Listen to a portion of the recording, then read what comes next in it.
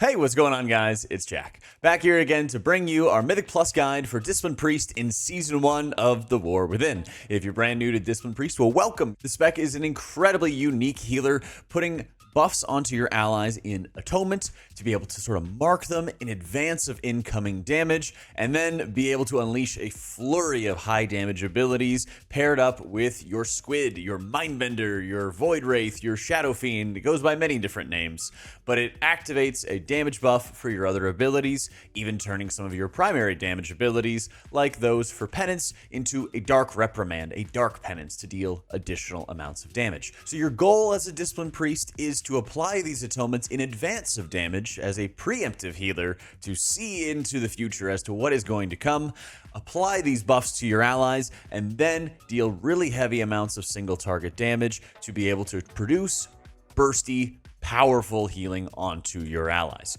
You also feature some really good absorbs and damage reduction to further help mitigate and prevent health pools from going down in the first place. But when they do go down, you have some very powerful abilities to push them back up very quickly. When you get into playing Disc Priest, there's a lot of jargon, and there's a lot around your Squid.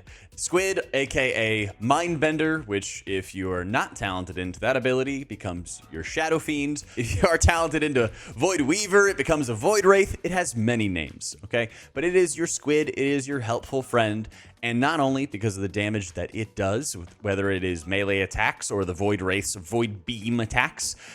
Not only is it that damage which converts into atonement healing onto your allies, but it also activates Shadow Covenant to be able to help you.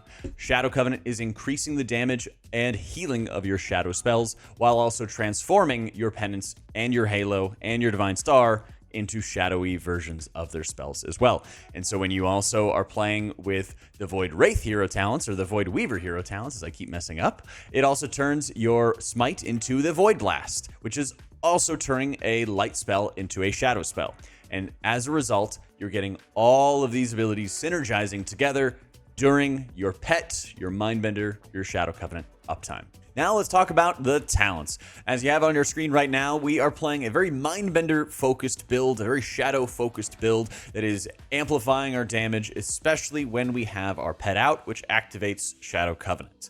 So when we have our pet, when we have our Mindbender, which also gets turned into Void Wraith through the Void Weaver hero talents, that is when we are at our strongest. And when we are without, we are really trying to mitigate damage, sometimes with shields, sometimes with damage reduction, and sometimes we're just casting lots of smites to benefit from talents like Void Summoner to get our Squid back so that we can start the process of blasting big damage even faster. For our hero talents going into the War Within, we have the option between Void Weaver and Oracle. Now, Void Weaver is usually going to be your primary option whenever you cast Mind Blast, and we'll talk about how you use your abilities in a second. But whenever you cast Mind Blast, which is usually the start of your damage sequence, it spawns a rift that deals ticking damage to the target and all enemies around it. It converts into atonement healing for just one of the enemies that is hit, and then it turns your Smite into a Void Blast and allows you to do even more damage, even more atonement healing, and then when the rift expires, it explodes for even more atonement healing. This is the optimal hero talent because of the amount of burst damage that it does, how it amplifies the things that you're basically already good at. You want to be able to improve your burst output. You want to be able to improve your Mindbender and turn it into a Void Wraith and have it deal larger amounts of damage. And Void Weaver does just that. Unfortunately, while Oracle does give you really high atonement uptime, meaning you don't have to place it as frequently, your atonement output or your damage, which turns into atonement healing, it's just kind of weaker. And so they've tried buffing the passive damage a few different times in beta, but at the time of this video, it's still pretty weak, and I would not really recommend it as you're getting into higher level Mythic Plus. Mainly, it can give you some pretty good shielding effects, but when the shields break, you're really struggling to have output. You're really struggling to sort of make ends meet. While you get some cool cooldown reduction out of things like Insight, well, you have a lot of modifiers which make your penance stronger, and so you don't really get a lot of value out of weak strength penances, even if you get to cast a whole bunch of them. For stats that you want to be focusing on, you want to focus on haste first and foremost as much as you possibly can. This makes a crazy difference for the cooldown reduction, for casting enough smites to get more pet uptime, increasing your overall damage. It's huge. After that, both versatility and crit are really nice. Verse helps a lot with your own survivability, especially when we are pretty lowly geared gearing up, and following that up with crit, then mastery. Our tier set bonus going into Season 1, the 2-piece is just increasing your atonement healing overall by 5%, and your 4-piece is causing your smite and penance to increase the damage of your next Mind Blast or the absorb amount of your next powered shield, and they stack up 3 times. So before incoming damage is going out, you're able to have some smites going out and get a bit of a damage increase for your Mind Blast or some extra shielding. This is predominantly beneficial to you in dungeons where you can cast some additional shields on the tank, and just kind of remember to always shield your tank as you walk into a new pull, but we'll talk about some more of that in just a sec. When you're getting into a dungeon environment, the biggest thing is that Discipline is a very proactive healer, and it can be more challenging to sort of catch up when you're behind. So when you're walking into pulls and when you're starting out, especially when you're getting into dungeons for the very first time, you want to be very aggressive with how you are dealing damage and how you are setting up your atonements. So first and foremost, atonement is applied through Shield, Renew, Powered Radiance, and Flash Shield. These are all your atonement appliers that you're using to be able to put those buffs on your allies and then produce large amounts of damage. How you really want to use these abilities is predominantly applying your atonements on individuals with shield in advance, or if you have a good idea that there's going to be AoE damage, you want to just hit Radiance instead. So an example of this is as I walk into pulls, I'll usually make sure I'm refreshing my powered shield on the tank as they walk in and get themselves ready. We are going to have some free flash heal procs out of one of our talents in Surge of Light, and so it's always good to make sure you take advantage of those and cast them on other allies, since one of our talents in Binding Heals will always apply an atonement to ourselves when we flash heal someone else. When it comes to Renew, you don't really use this ability that much in dungeons, and I really wouldn't recommend it. I maybe cast it once a dungeon if I want to apply a small buff to an ally and I can't use shield or something. You predominantly are applying your atonements through shielding your tank or shielding an individual if they're taking really heavy damage or about to take damage. Otherwise, you're going to be using Powered Radiance to be able to apply atonements to all of your allies. Since the cooldown and the 2-charge system allows you to cast it a lot, you really want to make sure you're being very aggressive with casting Radiance. One of the biggest things with new disc players is they are trying to apply individual atonements and then damage, and then individual atonements and then damage all of the time to minimize overhealing. Discipline doesn't really work that way. If you know or think that there's going to be a decent amount of AoE damage onto the pack, but only one person is taking damage, just hit Radiance anyway, because if somebody else starts taking a hit, well, you're already in the middle of dealing damage, and they'll already have Atonement, and so it doesn't matter if you overhealed on them a little bit at first, because you have Atonement on them this moment that they've taken damage and you're actively dealing damage to heal them. So let's talk about how you deal that damage, okay? As you walk into pulls, of course, you always want to make sure you're using your damage over time effect in Purge the Wicked and trying to hit as many of those targets as you can, and using an ability like Fade to reduce your aggro while you're doing so. This allows you to pretty aggressively just start tossing dots onto minions as your tank is pulling and not rip threat from them. Then, once you're kind of planted in place and you know that the pull is sort of stabilized, you're then refreshing atonements if you need to, either onto the tank or onto the party. So let's say if you think there's going to be some AoE damage, then you're going to hit your Powered Radiance. You're going to follow that up with your damage profile by using your Mindbender, which again activates Shadow Covenant, and it's going to enhance all of the damage you have from Shadow abilities.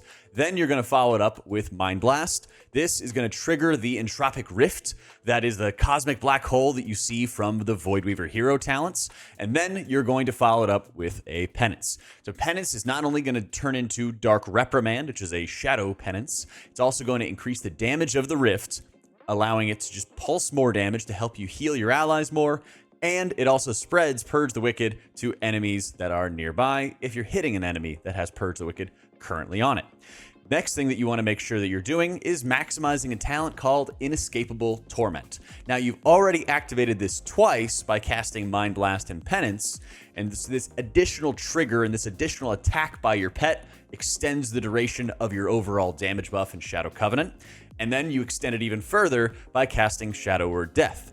Shadow or Death is ideally used in Execute for mobs 20% or lower, but it's such a powerful ability to trigger Inescapable Torment that if you know that no enemies are going to be in Execute anytime soon, and you have your Mindbender out, you'll Mindbender, Mind Blast, Penance, and then followed up with a Shadow Word Death. That is the majority of your, like, I would say, big burst damage. Often I like taking Halo more for the healing increase that it gives you, as I think Divine Star is really good for damage but doesn't do as much healing.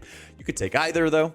And then you want to make sure you're following up all of those abilities I just mentioned with Smite. Smite turns into Void Blast, which further increases its healing, further increases its damage, thanks to the Void Weaver hero talent. So you might see the tooltip change on your action bars as you are empowering your Rift, but it's still Smite. It's still the same keybind. By casting Smite, you are reducing the cooldown of your other abilities like Penance, and so whenever you get Penance back, you want to make sure you use it once again as soon as you possibly can.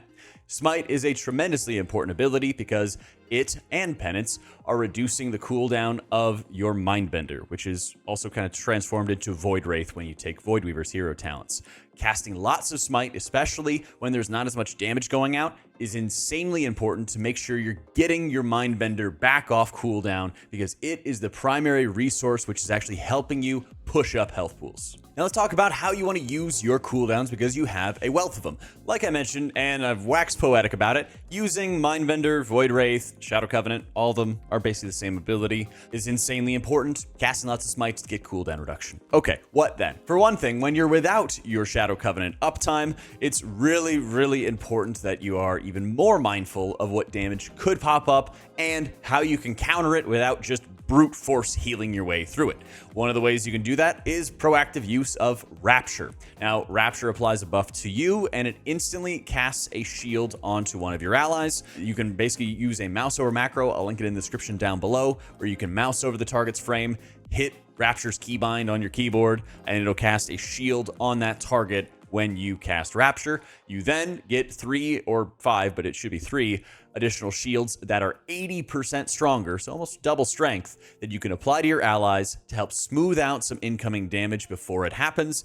And you can apply some longer atonements onto your allies, giving you some more time to be able to put good healing onto them. So one of the biggest things with Rapture is that it is a horrible reactive cooldown. If someone's already low, it can be okay and can be life-saving to apply the shields, but you may not have a lot of healing to push up their health pool behind it.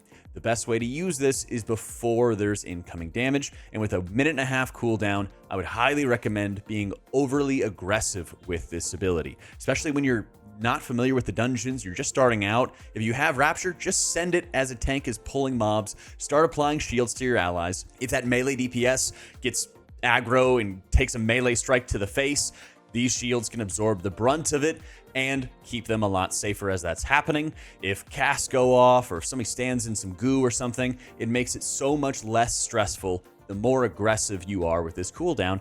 And the worst case is, okay, you use this cooldown and you don't have it too often. The big thing with Disc is their mana efficiency is incredibly good in dungeons, so you don't really want to feel like you have to hold on to resources like Rapture to save mana. Barrier as well is a tremendous cooldown that I think people kind of underuse when it comes to dungeons. You really want to make sure you're taking advantage of this on almost every boss fight. Even if you're only applying the damage reduction effects to yourself and maybe somebody else, it's still very good value, giving 20% damage reduction for 10 seconds, and it can be really the difference between life and death at very high and M+ dungeons. Yeah, ideally, you want to make sure you get everybody stacked in together and maybe like slowly move and slowly adjust your position to stay in it as long as possible, but it's a really big difference with how bursty some of the damage can be in dungeons. Mitigating the first hit by 20% can give you so much more breathing room. And if there's a lot of times where it's just a tank buster going out and not any other damage, just drop it on the tank. Some of the top damage reductions out there are 1 minute cooldowns with 20% damage reduction. So yeah, this is not as good with a cooldown that's longer, but it's still very strong damage reduction that you should be taking advantage of. Pain suppression is enormously powerful, and while you might want to hold it on to your tank for an emergency, for example, there's a lot of times with a 2-charge system that our talents are giving us that you can very aggressively send it on yourself or send it on somebody else before some of the incoming damage is going out. One of the big things with the War Within dungeons themselves is there's a lot of what they call spot healing, of individual players taking large amounts of damage. Dawnbreaker is probably the best example of this, where players get sort of marked by a dot that lasts for a very long time. And so If you don't have your defensives on hand in Fade or Desperate Prayer, you want to make sure you're taking advantage of these pain sups and being very aggressive with them because, again, casting shields is going to give you that cooldown back. And these dungeons are 30, 35 minutes a piece. And so with a 3-minute recharge on these abilities, you get them back very, very quickly, much quicker than you might think. One thing I am concerned about is our lack of poison dispels, as they're pretty prominently featured in Arakara, City of Threads, Siege of Borealis, and in Mist, so half the dungeon pool that you need to be dealing with them. Unfortunately, since you don't have a poison dispel, when you're grouping up with other people, you're going to want to try to have some preference towards those who do have a poison dispel. The evokers, the druids, the monks, the shamans, they all bring these poison dispels, and it can help make your experience so much easier when you're in a dungeon environment. While personally, I think that Disc might struggle at some very, very high key levels, like the 0.1%. If you're not playing at that sort of key level, you can do absolutely fantastic things with the spec and deal an absurd amount of damage along the way. The spec's very fun to be able to operate, and so don't let the tier list get you down, even if they're my own, about the spec. If you really enjoy playing it, that if you execute it well, you're going to have a very fun time going through it. Some of the areas the spec's going to struggle with is also going to be on some of the spot healing, and like we mentioned in our cooldown section, really proactive and aggressive use of your pain suppressions makes all the difference in the world. One of the biggest changes I noticed from Dragonflight into the War Within is that our shields are a lot stronger. So if somebody is taking a lot of damage, you don't have your Shadow Covenant uptime or something, make sure to be using shields and flash shields on them for those emergency situations where you can't really be dealing much damage. Those are some great areas to be able to sort of save a life, give just enough healing onto them to keep them afloat. Hope you all enjoyed this quick look into Discipline Priest for Season 1 Mythic Plus. We are going to have some more updates coming around the corner very soon as they finish some of the trinket tuning, so make sure you check my Wowhead guides in the description down below, and make sure you're subscribing to this video if you're enjoying more content and enjoying these kind of guides. Thanks so much to our patrons making all this content possible. If you'd like to support this content further, check it out in the description down below if you like early access to our videos. Thanks so much for watching. Hope you all enjoyed it, and I'll catch y'all next time.